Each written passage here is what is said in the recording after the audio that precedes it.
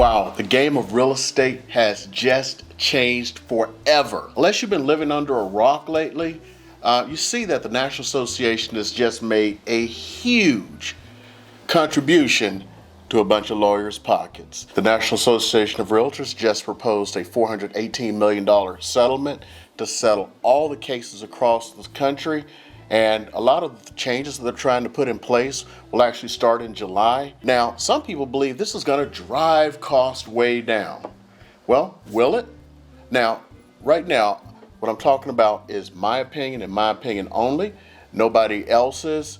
And I don't want this to be misconstrued that I'm representing a certain group or anything else. I'm just putting out there information based on what I know right now. So it doesn't represent my company or anyone else. This is Eric Hudson's opinion. And before we get too deep into that, if you didn't catch that, my name is Eric Hudson.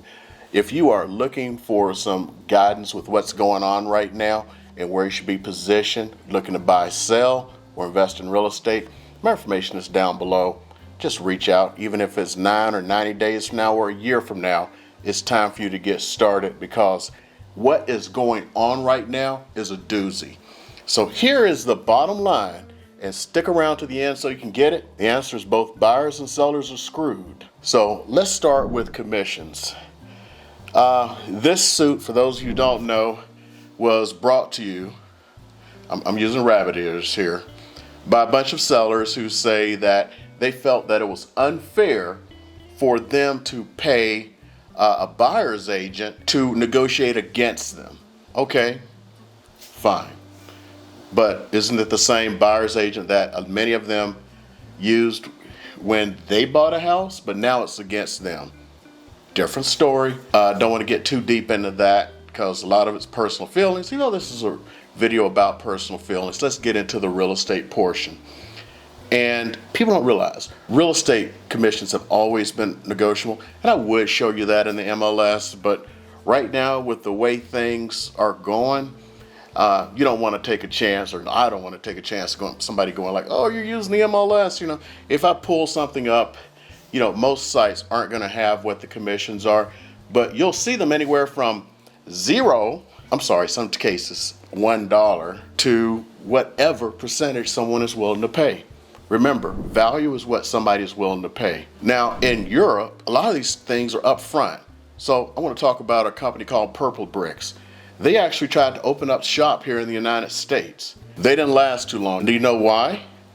Because they tried to come in with a European kind of mindset. And in Europe, like I said, people pay up front. Well, they had a great thing. Well, pay us XYZ number of dollars. I don't remember. It was pretty low.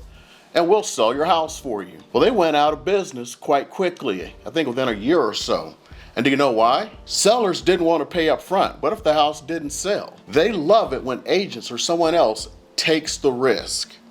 But you know, they always want to have the lowest price. Who doesn't? You ever heard of the expression, a closed mouth doesn't get fed? Well, Purple Bricks came to the United States, tried to help people out, and just like many other models like that, they failed. Except for, you know, the difference is they wanted it up front. So you save a whole bunch of money by paying up front. People didn't like that. Now, we have a lot of things that are happening, and there is the actual settlement. It's 100 and something pages, or over 100 pages. I'm going to try to link it below. So, you know, those of you want to read and go like, hey, is this guy telling me the truth or not? It's going to be down there for you. So the number one thing that it's changing is buyers are going to have to sign a contract now. So this is something, the contracts have always been there. It's just that not every agent enforced it. In this market, I'm in Las Vegas. Only about 20% of agents use them. As a matter of fact, for 1 year I used them. But it's like, you know what? If it's a contract, if they don't want to work with me, I don't want to work with them, we can just go on our ways. Plus, a lot of people don't like signing contracts like that. Now, they have no issue signing to sell their house, but on the buyer side, a lot of them is like, well, what if you don't find me the house that I want? I want to be able to work with the agent who's going to find me the house. Well, that's not going to be possible anymore. You're going to have to sign with one agent unless that agent agrees that you can have multiple contracts out there. I don't know how that's going to work. And one of the reasons that they're doing this is during these whole lawsuits and all these copycat lawsuits, people are saying that the buyer's representative, the agent, wasn't in contract with the person, so why are you paying them? Or at least why are we paying them? That's one of their arguments. So now they're taking away that argument. You have to sign buyer's representation. Read it right down below. I believe it starts on page 27 of the agreement, and it's just the way it is. Some of the other things that it says, you can no longer say representation is free. Well, it may or may not have been free according to your position, because some people are going like, well, no, the buyer does pay for it by paying a higher price for the house. Now, on the side of the sellers, they felt that they were paying for it because they paid for it. But did anyone take into account that the buyer may have been paying a higher price for the house? And that has been factored into the sales for, let's see, buyer agency came about in about 1990. So 90, 2000, like 35 years. But remember, what has happened to the overall market in that time? 35 years ago, what could you buy a house for? You could buy a decent house for $80,000. Can you buy a decent house for $80,000 anymore? Now, the sellers love to take that extra money, but now they say they could have gotten more. Now, some of the things that have been put in there is we cannot steer buyers once this comes into effect in July. So let's say we see some houses and we'll go like, where are we going to try to help this person out at? Oh, this one is over here, and they're saying you, the buyer, needs to pay your own agent. Well, my buyer can't afford to pay me, but I'm still required to show that house, which means they could end up buying and I could be out of a whole bunch of money or time. Because remember, when you die, you can have all the money in the world, but you're out of time. Now, you can no longer have offers of compensation on the MLS, aka what the seller is willing to pay to the buyer's agent. Another thing they've put into place is, okay, if you have to take the compensation off, well, how are you supposed to know if someone's willing to do this? They've taken away that option. So they've even sent out there and went, okay, you cannot create a non-MLS database just so you can share the compensation. Now that is an MLS or a system that's going out to multiple brokers. There is a hole to that. Think the Panera Bread thing that's going on in California right now, where they were raising the minimum wage to 20% for fast food workers, except for there was a little carve out. And the carve out was, okay, if you bake and sell bread, and only one fast food restaurant baked and sold bread, and the owner just happened to be friends of the governor, don't want to get into that, then that was their little carve out. So I guarantee you McDonald's is going to be baking bread next year or this year. They want to get into the bread business so they don't have to pay $20 an hour. Now, the carve out is a single broker can put on their website the houses and the commission that's offered out on their website. So only thing they've done is made it more difficult for a buyer, because now, and it may be a good thing, the agent has to contact to see if they have a offer of compensation. And with all these contracts and everything that's going to go on, it's going to be an absolute holy mess. So one of the things that may happen is some kind of third-party aggregator who is not part of the MLS could go and scrape things like, I don't know, Zillow, and then they can scrape your publicly available websites and put it together. And, there's this huge thing called AI now, which means all you have to do is just go to one website and find these things. They have a First Amendment protected right to do this. And also sellers are allowed themselves, not through their agent, to submit any kind of offer of compensation. So now sellers will be able to offer concessions, but not an offer of compensation. Concessions are things like, I'll help your down payment, or I'll pay to help buy down your interest rate. You know how that is now. So let's get back into how this worked before buyer agents showed up.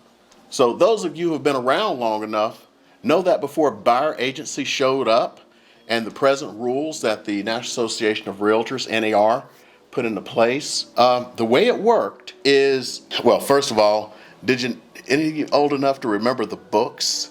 If you wanted to look at a house, there was a big book. You had to go to the real estate agent's place or office, and you had to flip through the book. It's like a big page, yellow pages.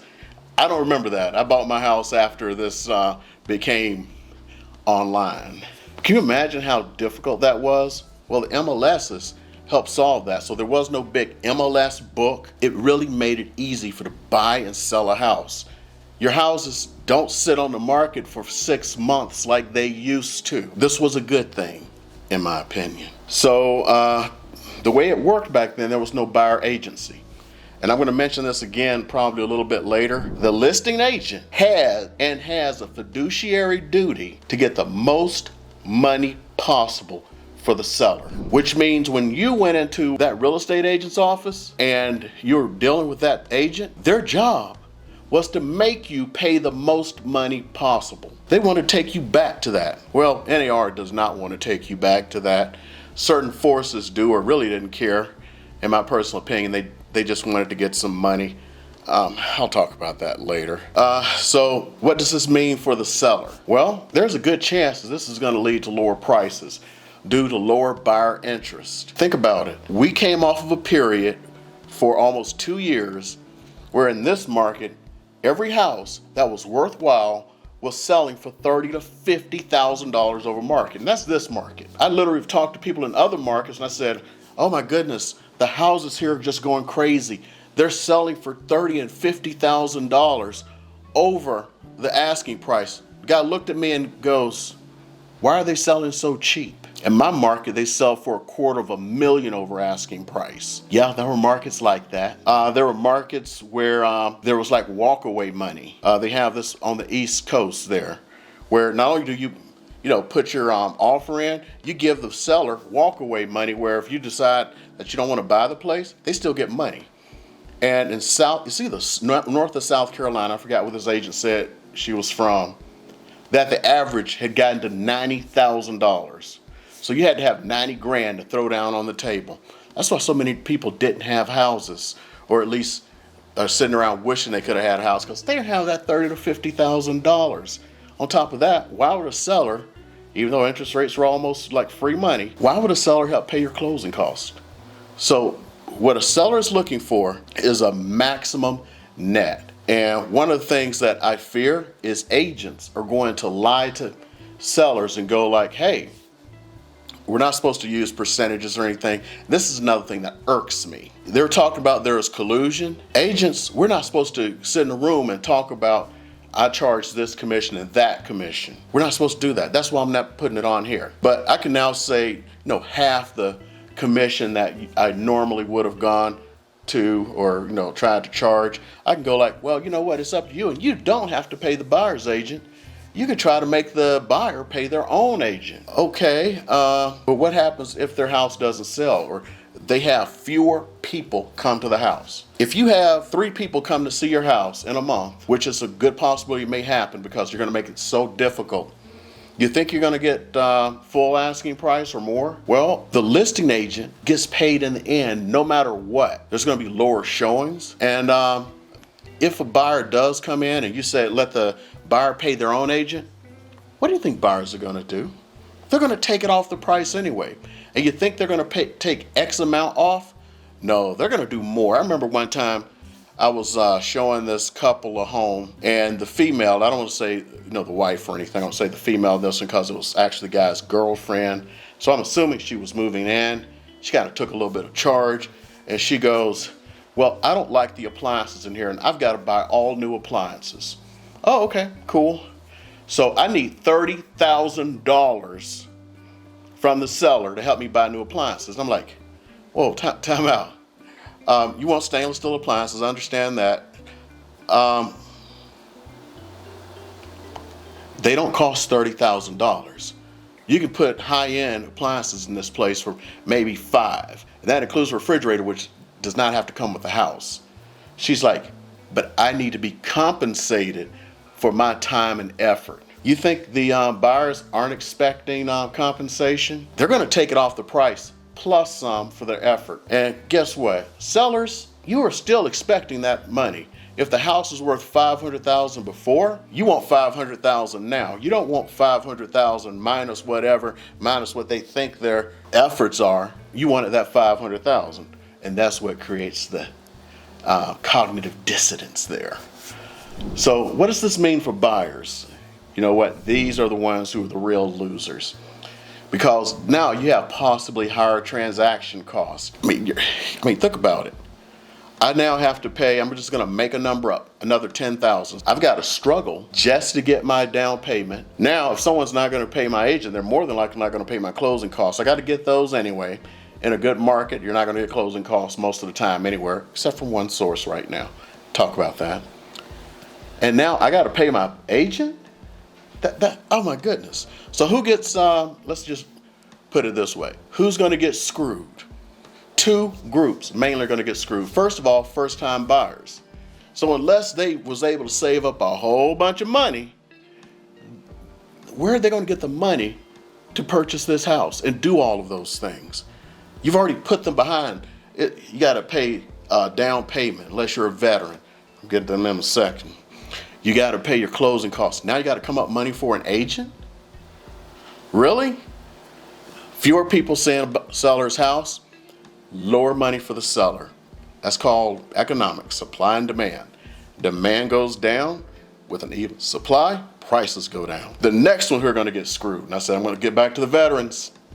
Veterans. Do you know why? They came up with all of this and didn't think about one little problem. Veterans, other than closing costs, are not allowed to pay any fees. Listen to that. So unless they change the law, veterans not be able to use the thing that they put their lives on the line for. Active duty military members who served in Iraq and Afghanistan.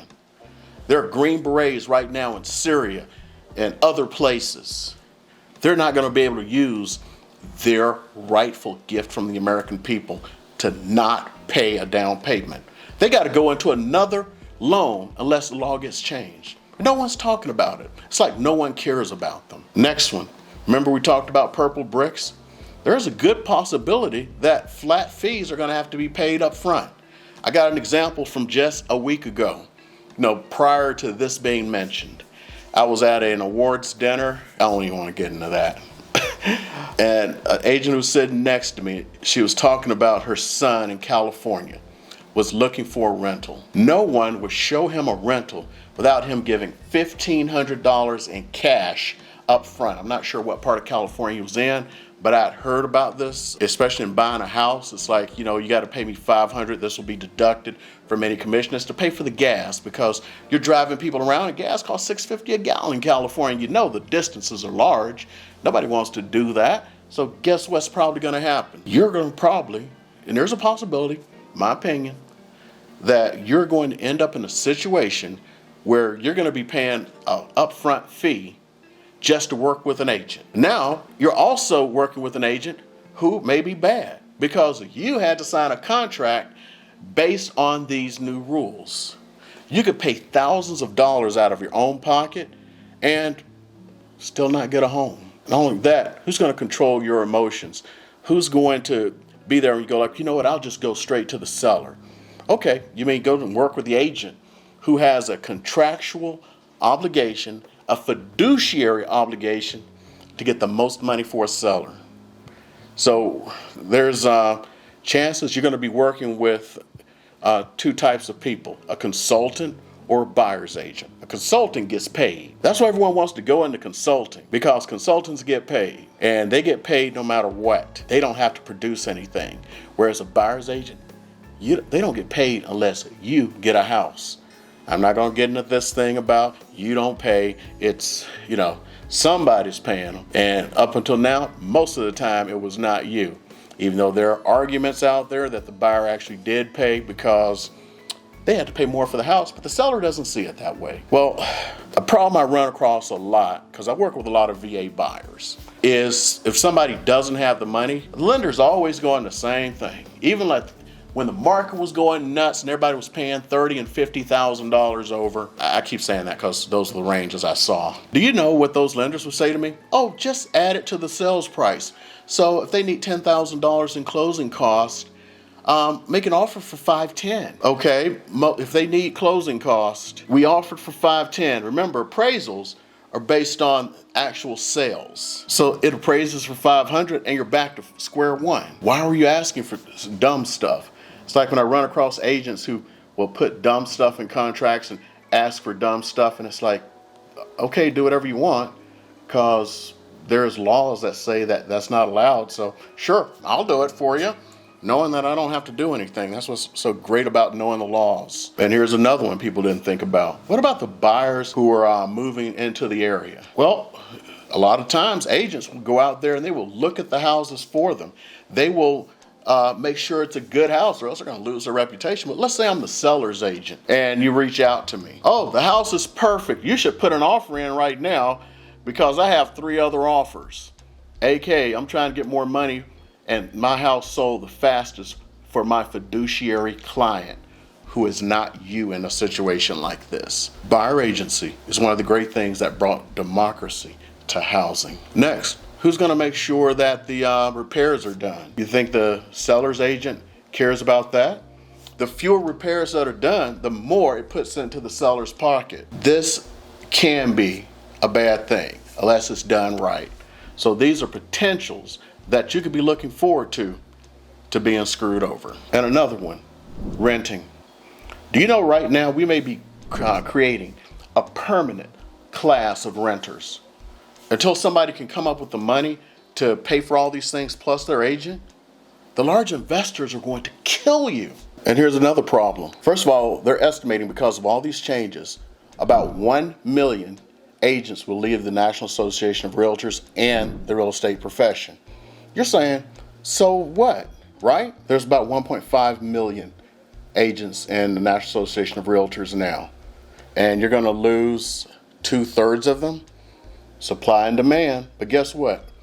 Most agents who are going to leave are going to be the ones who work with buyers, not sellers, because they're going to be fine. And then more agents who are left are going to switch over to sellers instead of helping buyers. I have a question I've asked many times, because right now I'm on what's known as the ALC, the Associate Leadership Council. So this is the leadership of the offices. That's the way my brokerage works. Not going to get too deep into that. Most of the people on the ALC, people making money, they only work with sellers. It was already hard enough to work with buyers. Like this friend I have, as a matter of fact, he's in a good position now. He's from back home. His name's Marcus. If you ever see this, Marcus, I remember that conversation we had. He worked with a young lady for a year. As a matter of fact, because it was actually what kind of pushed him out of doing contracts with people. Every Saturday, they went out and saw a house. And every Saturday, she came up with a reason not to buy. At the end of the contract, she goes, Mr. X, I ain't going to use his last name. He knows who he is. He's my boy. I don't really want to buy a house. But she felt obliged to go out with him every week to look at houses. Can you imagine how much money he spent in gas? How much time he spent? Time he could have spent with his children at Little League? They keep telling us, list to last. My team leader keeps telling me I need to get out of helping buyers. I help a lot of buyers because a lot of the people I work with are veterans. If you haven't figured it out, this is where I wear my heart at. I work with people who are like me, who served. Who's going to help you out? Just even little things like the forms. Here's a bunch of forms. I don't have to explain them to you because I'm not getting paid, because I'm only getting paid by the seller. A lot of first-time buyers need a lot of time, a lot of education, and a lot of patience. This is what you're losing. We are creating a permanent class of renters until they can save up all of this money. Now, some people say prices are going to go down, the buyers are going to be able to negotiate. Negotiate with what? If 2/3 of the realtors leave the business because of all of this, and you're down to 1/3, and most of them deal with sellers only, and the ones who help buyers will switch to sellers only because it's a guaranteed check, who are you going to negotiate against? I mean, I don't know. Maybe there are going to be some realtors left who just come up with a flat fee model, because anybody can afford normally $1,500. Problems I see are now you're going to have to prove it. None of this, well, I need closing costs and all this stuff. It's like, well, your closing costs are going to be this. Your down payment is going to be this, unless you're a veteran. But of course, we've just discussed, unless they change the law, some things are going to happen here. And my fee is $2,500. That's not a thing, that's a fee. But that's just to get you into houses. We're going to see this number of houses, blah, blah, blah. These are my rules. That feel good? Or you want somebody who's going to work with you until you find the house that you want? I don't know. We'll see. Because the Department of Justice doesn't give a crap about you for some reason. The Department of Justice's position is the buyers should be paying their own agent anyway. They came up with this. This is from the Consumer Federation of America. They're saying that the most fair thing is for the buyers who have no money instead of the sellers who are normally selling out of equity. And the buyers who are not selling out of equity, guess what? They go to the bank, they short sell it, and the bank pays the commission. Wow. So it just doesn't make any sense to me. Agents will have to spend more time prepping for appointments, and that is a good thing. One of the pet peeves, if you watch this channel for a while, is the people I used to call Zillow scrolling. They'd be just sitting there, you're driving your car, the couple's sitting there, and they're just looking at Zillow, and they'll come up to you after you get to the next house. Hey, we're looking through Zillow, and there's a house around the corner. What can you tell me about it? We just showed up at this one, and you're asking about a house around the corner, and what can I tell you about it? There are thousands of houses on the market. It's going to hopefully stop that, and hopefully get people into the fact that to go see a house, unless you're willing to pay the agent, they're going to have to do their research. Unless these websites come out, they got to contact each agent, first of all, to see if they're going to pay a commission. And if they don't, they got to come back to you and go like, okay, these people are not paying a commission. You need to pay me a commission. Are you willing to do that? I can show you the house, but I can't do anything other than that. You can work with the other agent because there is liability if I do anything, because there's liability. They can take on that liability since they're not paying the commission. And to be honest, I don't think they want that double liability, especially when their job is to represent the seller. Their job is to screw you over. Now, this can lead to even more professional agents, because we're going to work by standards. You can't just pick up the phone and go, hey, doctor, I want to do X, Y, and Z. The doctor's like, no, you need to call my assistant. You need to make an appointment. That's going to be next week at this time. Well, I'm not available at that time. Okay, the week after that, it's going to be that time. So there's going to be fewer agents, 1 million gone, and they're going to be acting more professional like any other profession out there, instead of just going, I just saw a house on Zillow, let's go see it. No, we're going to have to do this. You're going to have to slow your roll. That's the way I see things are going. Well, what about the lenders? I don't know. They say they have a plan. They haven't released that plan to anyone else, in case something like this happened. What their thoughts are from those who will say anything is they're going to come up with a system where you can roll the commission into the loans. Well, this means you're going to have a slightly higher cost. Not really that much, maybe $50 a month. But it's better than paying, all those thousands of dollars up front. So we're going to have to see what happens on that, or a lot of lenders are going to be in a lot of trouble. So next, let's talk about the investors. Well, according to the type of investor they are, they're either going to be ahead or behind, but most of them are going to be ahead of both the buyers and sellers. And those guys are going to be lost. The sophisticated investors, a lot of them have their own systems out there. There may be agents, and they're going to be able to just call up the seller's agent and do blah, blah, blah. How much are you paying? Oh, you're not paying anything? Okay, I don't care. I just want a house. But there are a class of investors who are going to get hurt. And I call these the Red Roof Inn investors. I run across them every day, literally. I think I've talked about it on this, where I've literally received text after text from all of these investors because they don't know how to go out and work with them. So they go to an agent and they're like, well, do you have anything out there for me? Do you have this? Do you have that? Do you have a house that needs some tender loving care so they can go flip it or wholesale it or something else? These guys need an agent. Well, a lot of those Red Roof Inn investors are no longer going to be able to do that. Now, let's talk about one that people brought up real early in this process of all these lawsuits. It is the most interesting of all. Now, I told you about Europe and how you pay up front, but you pay less. That didn't work because Purple Bricks are out of business. Well, everyone seems to be pointing towards Australia. Australia is the way you should do it, Mike. In Australia, the way they sell homes is by auction. This is how it works. You're gonna love it. So there's one day that's available, and on that day, you can look at the house. You can also get your inspection done and your appraisal. So the days they have set aside, those are the days you can get appraisal, inspection, and look at the house. And then they have an auction.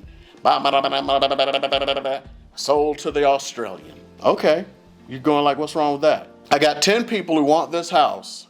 10 people, saying it's no big deal. They've got to pay for an inspection because you know they ain't all gonna share it. They're bidding against each other. They got to do their appraisal and then show up at the auction and bid up to their appraised price, or if they're gonna put in more. Somehow, somebody thinks that's a better way to do it. How would you like, remember when things were bad and people were put in 30 offers, 50 offers was the most I heard before someone gave up. Can you imagine putting in 50 offers and paying for an appraisal and an inspection? That's $1,000 US as we're talking about right now. It's depending on type of loan. I'm talking about a VA loan. So I done paid $1,000 and did this 50 times. Do you know what how much 1,000 times 50 is? It's real easy math. It's $50,000. And you walked away with nothing.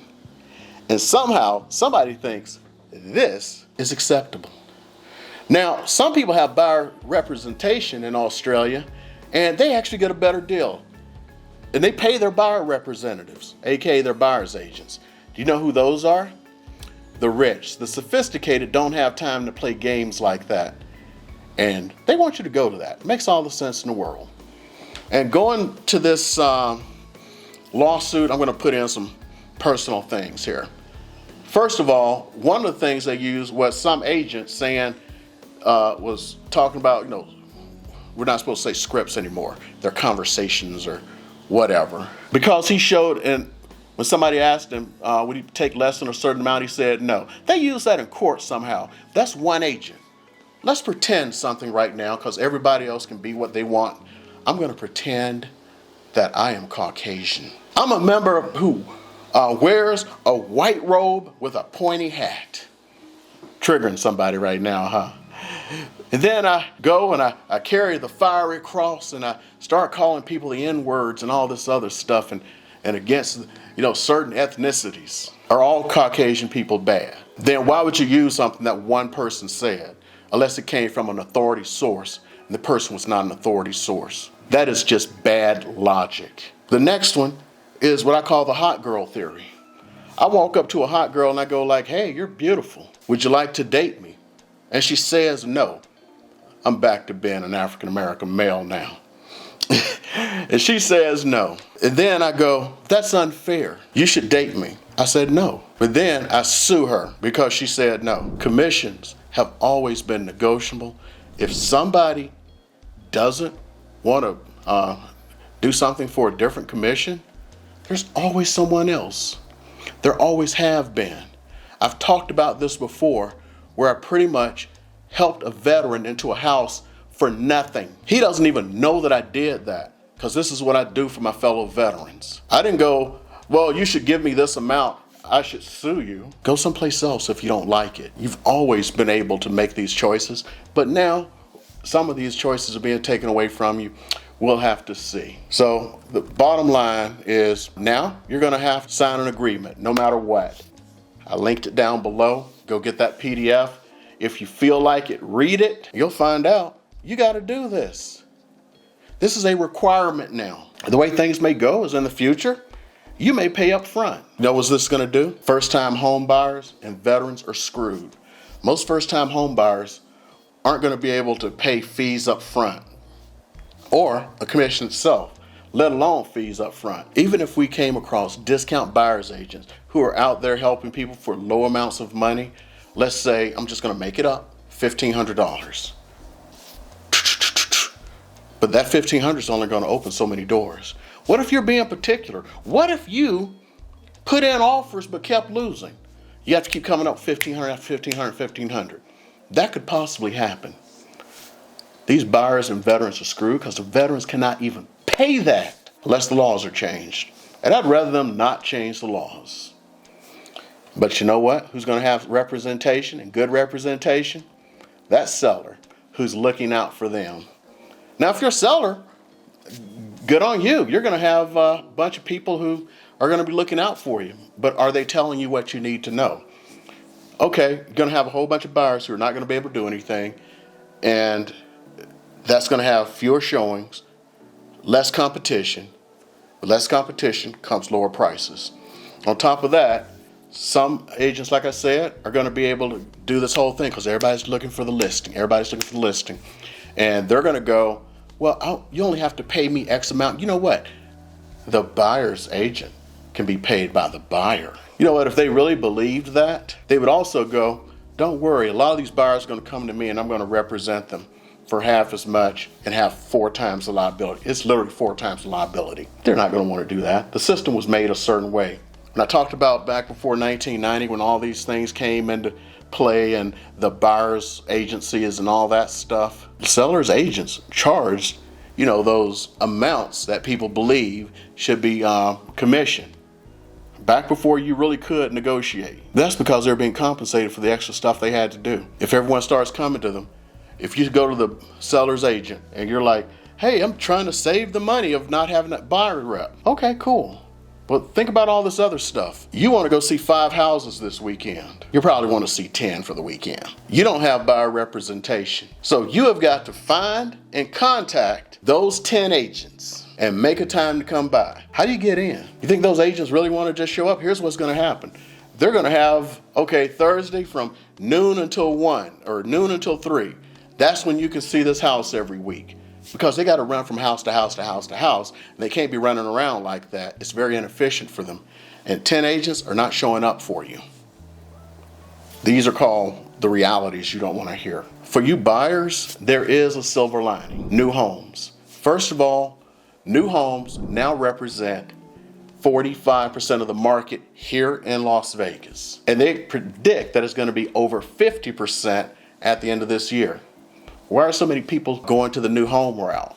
Well, it's easy. The new home builders pay your closing costs. Something that's going to be difficult to get from sellers, especially in the spring season. Next, they pay your agent. You don't even have to worry about it. You don't have to worry about a thing if you go to a new build.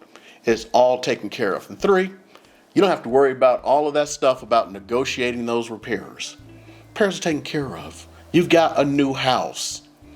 It is one of the best ways you could go right now. And there's still a shortage of houses, and there will be for many years. And for whatever reason, I do mean whatever reason, they are still paying these things. Because somebody asked me a question the other day. It's like, I heard a certain builder is having some financial problems. Yes, a lot of them are actually having financial problems. You know why? They gave away the store. And yet they're still giving away the store at this time.